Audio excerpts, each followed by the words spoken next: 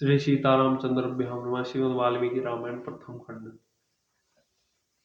अयोध्या कांड द्वितीय सर्ग। राजा दशरथ द्वारा श्री राम के राज्याभिषेक का प्रस्ताव तथा सभासदों द्वारा श्री राम के गुणों का वर्णन करते हुए उक्त प्रस्ताव का सहर्ष युक्ति युक्त समर्थन।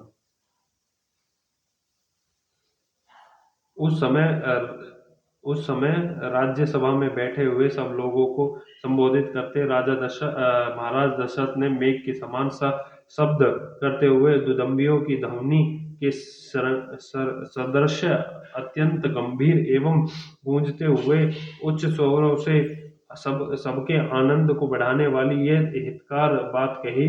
राजा दशरथ का स्वर रजोचित सिंहनादता और गंभीरता आदि गुणों से युक्त था, अत्यंत कमनीय और अनुपम था। वे उस अद्भुत रस सम्य स्वरों से समस्त नरेशों को संबोधित करके बोले बोले बोले सज्जनों, आप लोगों को यह तो विदित ही है कि मेरे पूर्वज राजधिराज इस श्रेष्ठ राज्य का यहाँ की प्रजा किस प्रकार पुत्र की भांति पालन किया करते हैं। समस्त कुशवंशी नरेशों ने जिसका प्रतिपालन किया है, उसे सुख भोगने के योग्य संपूर्ण जगत को अब मैं भी कल्याण का भागी बनना चाहता हूँ।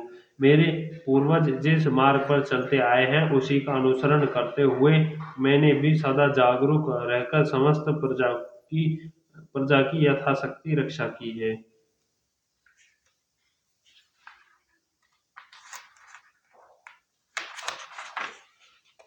समस्त संसार हित साधन करते हुए मैंने इस शरीर को श्वेत राज छत्री की छाया में बूढ़ा किया है। अनेक सहस्त्र 60,000 वर्षों की आयु पाकर जीवित रहते हुए अपने इस रजा जीर्ण शरीर को अब मैं विश्राम देना चाहता हूँ। जगत के धर्म पूर्वक संरक्षण का भारी भार राजाओं के शौर्य आदि प्रभाव से ही उठाना संभव है। जितेंद्रिय पुरुषों के लिए इस बोझ को ढोना अत्यंत कठिन है। मैं दीर्घ काल से इस भारी भार को वहन करते करते थक गया हूँ, इसलिए यहाँ पास बैठे हुए इन संपूर्ण श्रेष्ठ दिग्गजों की अनुमति लेकर प्रजा के हित के कार्य में अपने पुत्र श्री राम को नियुक्त करने में मैं राज्य कार्य में विश्राम लेना चाहता हूँ। मेरे पुत्र श्री राम मेरी अपेक्षा सभी गुणों में श्रेष्ठ है। शत्रुओं की नगरी पर विजय पाने वाले श्री रामचंद्र जी बल पराक्रम देवराज इंद्र के समान है। पुष्य नक्षत्र युक्त चंद्रमा की भांति समस्त कार्यों के साधन में कुशल तथा धर्मात्माओं में श्रेष्ठ उन पुरुष श्रोमणी श्री रामचंद्र जी को मैं कल प्रातः पुरुष नक्षत्र में युवराज के पद पर नियुक्त करूंगा। लक्ष्मण के बड़े भाई श्री राम आप लोगों को के लिए योग्य स्वामी सिद्ध होंगे। उनके जैसे स्वामी से संपूर्ण त्रिलोकी भी परम सेनाथ हो सकती है। ये श्री राम कल्याण में स्वरूप है। इनका शीघ्र ही अभिषेक करके मैं इस भूमंडल को तत्काल कल्याण में ही भागी बनाऊंगा। अपने पुत्र श्री राम पर राज्य का भार रखकर मैं सर्वदा कलेश रहित निश्चय हो जाऊंगा। यदि मेरा यह प्रस्ताव आप लोगों को अनुकूल जान पड़े और यदि मैंने यह अच्छी बात सोची है, तो आप लोग इसके लिए मुझे सहर्ष अनुमति दें अथवा यह बतावे कि मैं किस प्रकार से कार्य करूंगा। यद्यपि यह श्री राम के राज्याभिषेक का विचार मेरे लिए अधिक प्रसन्नता का विषय है, यद्यपि यही इसके लिए अतिरिक्त भी है। कोई इसके लिए हितकार बात हो तो आप लोग इसे सोचें, क्योंकि मध्यस्थ पुरुषों का विचार एक पक्षीय पुरुषों की अपेक्षा विलक्षण होता है। कारण है कि वह पूर्ण पक्ष और अपर पक्ष को लक्षण करके किया गया होने के कारण अधिक अभियुक्त करने वाला होता है। राजा दशरथ जब ऐसी बात कह रहे थे, तो उस समय वहां उपस्थित नरेशों ने अत्यंत प्रसन्न होकर उन महाराज का उसी प्रकार अभिनंदन किया जैसे मोर मधुर के कारव फैले हुए वर्षा करने पर महामेघ का अभिनंदन करते हैं। तत्पश्चात समस्त जन समुदायों की स्नेह में हर्ष ध्वनि सुनाई पड़ी। वह इतनी प्रबल थी कि समस्त पृथ्वी को कपाती हुई सी जान पड़ती थी। धर्म और अर्थ के ज्ञाता महाराज दशरथ के अभिप्राय को पूर्ण रूप से जानकर संपूर्ण ब्राह्मण और सेनापति नगर और जनपद के प्रधान प्रधान व्यक्तियों के साथ मिलकर परस्पर सलाह करने के लिए बैठे और मन से सब कुछ समझकर जब वे एक निश्चय पर पहुंचे गए, तब बूढ़े राजा दशरथ ने इस प्रकार बोले, पृथ्वीनाथ, आपकी अवस्था कई हजार वर्षों की हो गई है, आप बूढ़े हो गए हैं, अतः पृथ्वी के पालन में समर्थ अपने पुत्र श्री राम का अवश्य ही युवराज पद पर अभिषेक कीजिए। रघुकुल के वीर महामना महामना महाबाहु श्री राम महान गजराज पर बैठकर यात्रा करते हैं और उनके ऊपर श्वेत छत्र तना हुआ है।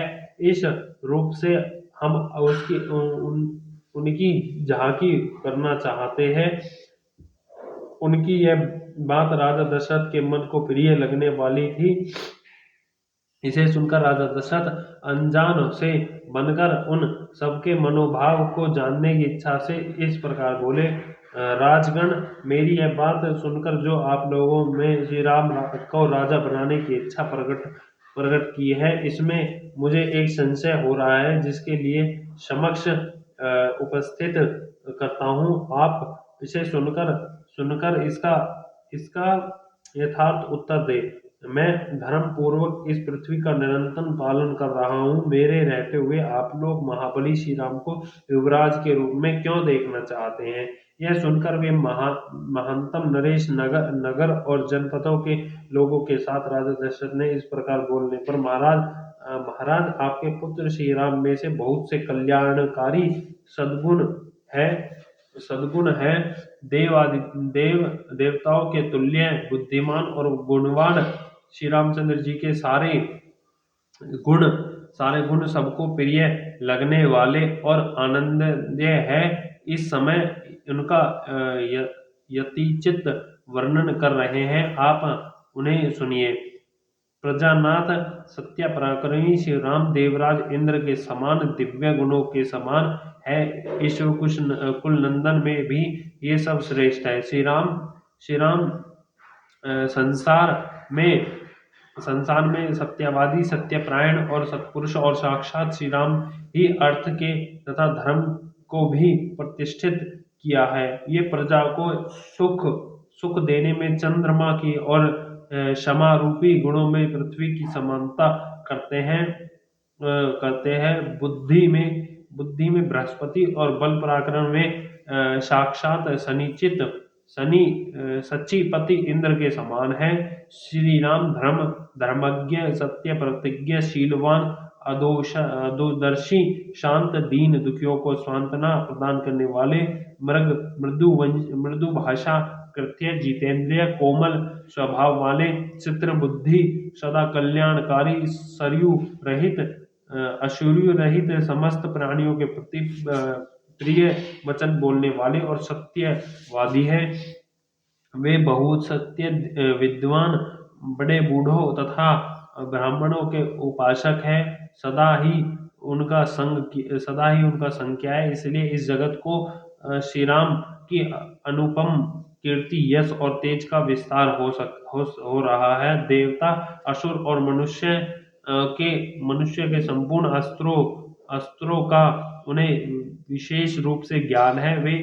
वे सांग वेद के यथार्थ विद्वान और संपूर्ण विद्याओं में भलीभांति निशान है।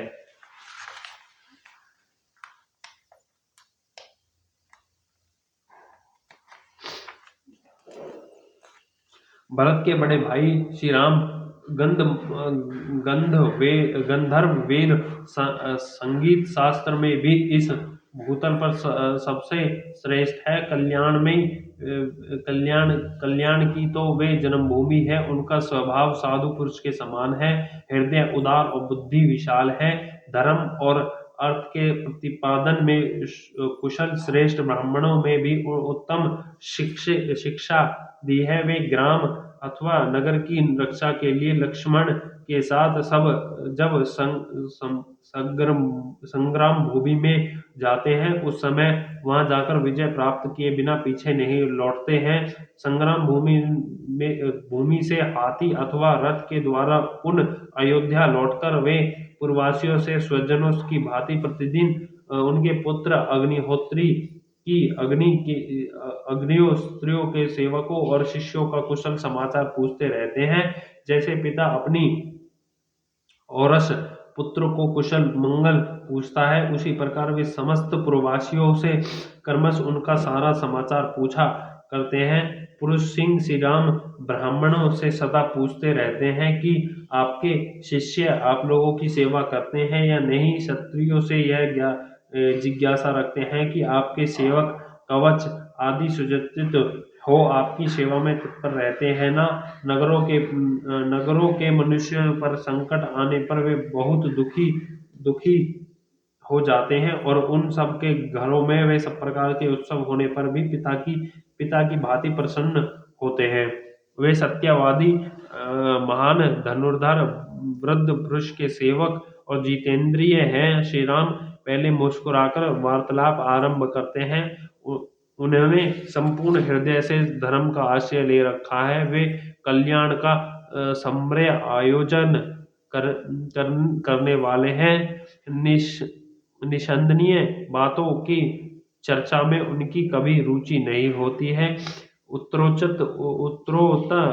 उत्तर युक्ति देते हुए वार्तालाप करने में वे साक्षात बृहस्पति के समान हैं। उनकी भौहें सुंदर है, आंखें विशाल है और कुछ लालिमा लिए हुए हैं। वे साक्षात विष्णु की भांति शोभा पाते हैं। संपूर्ण लोगों की आनंदित करने वाले श्री राम शूरता वीरता और पराक्रम आदि के द्वारा सदा प्रजा का पालन करने में लगे रहते हैं।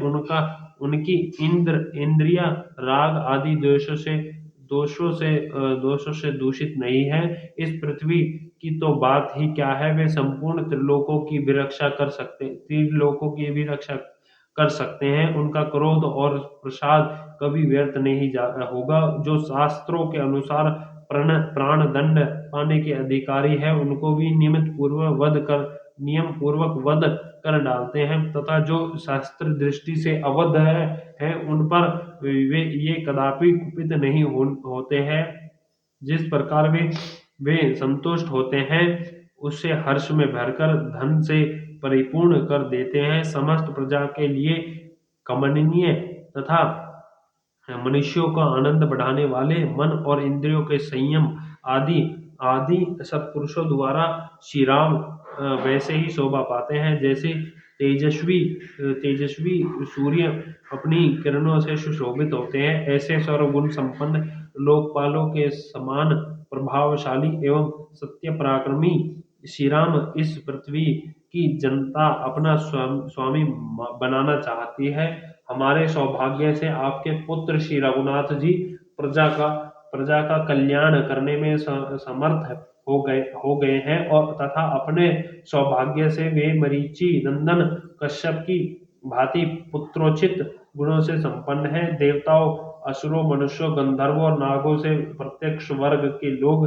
तथा इस राज्य और राजधानी में भी बाहर भीतर आने जाने वाले नगर और जनपदों के सभी लोग सुविख्यात शील स्वभाव वाले श्री रामचंद्र जी के लिए सदा ही बल, आरोग्य और आयु की शुभ कामना करते हैं। इस नगरी की बूढ़ी और युवती सब तरह की स्त्रियां सवेरे और सायंकाल में एकाग्रचित्त होकर परम उदार श्री रामचंद्र जी के युवराज होने के लिए देवताओं से नमस्कार पूर्वक प्रार्थना किया करती हैं। देव उनकी सब वह प्रार्थना आपके कृपा प्रसाद से अब पूर्ण होनी चाहिए। नरश्रेष्ठ जो नील कमल के समान श्याम कांति से सुशोभित तथा समस्त शत्रु को संहार करने में समर्थ है, आपके उन ज्येष्ठ पुत्र श्री राम को हम युवराज पद पर विराजमान देखना चाहते हैं। अतः वरदायक महाराज, आप देवादिदेव विष्णु के समान पराक्रमी, संपूर्ण लोकों के हित संलग्न करने वाले और महापुरुषों द्वारा सेवित अपने पुत्र श्री रामचंद्र जी का जितना शीघ्र हो सके प्रसन्नता पूर्वक राज्यभिषेक करके इसमें हम लोगों का हित है। इस प्रकार श्रीमद् वाल्मीकि निर्मित हर्ष रामायण आदि काव्य के अयोध्या कांड में दूसरा सर्ग पूरा हुआ। बोल श्यापति रामचंद्र की जय। पवन सुत हनुमान की जय। लक्ष्मण भरत शत्रुघ्न भगवान की जय। जय श्यापति रामचंद्र की जय।